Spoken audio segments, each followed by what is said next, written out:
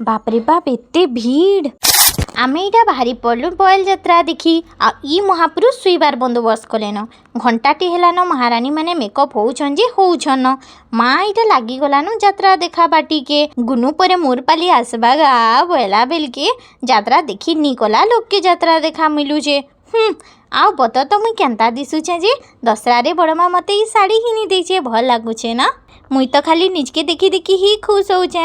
आ महानात्मा जीवानी दसरा देखी चालो गो जिमा बोल यात्रा देखी आबो आमर गाँर बोले नी देखी जाए बोलुछ ना सुईबा लगे बंदोबस्त कलेन।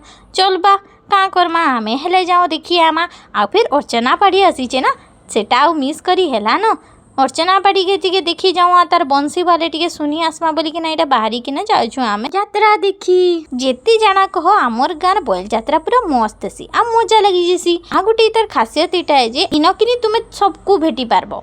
एते एते दिनो आमर जेन झी बेटी माने सबू बाहरे बाहरे थिसन के केन पड़ी थीसी आमे ई बोल यात्रा ही भेट हेसुँ। दसरा मासे नी आसले भी चलबा लेकिन बोल यात्रा केबे मिस करी नी हुए। इन मुई भी मोर बहुत सांग मान को भेट पड़ली आ से मानकर संगे दुख सुख टिके हे गली। आ हमर मंदिर इतना बहुत सुंदर दिसुथिला। आ देखो समली माँ के मांस किनी मान जे मुई नी जानी लेकिन आमे बहुत मानसु। बोल यात्रा आमर मानकर आमर गाँर गोटे इमोशन आए कहले चले। इथर आमर गाँव बोल यात्रा बहुत बढ़िया होता। सुंदर से गाँ के सजा होता आ बहुत बहुत सामान गुरा बसी थिला। मजा लगी गला बुली के। आउ तार संगे संगे अर्चना पाड़ी के भी डका होइचे।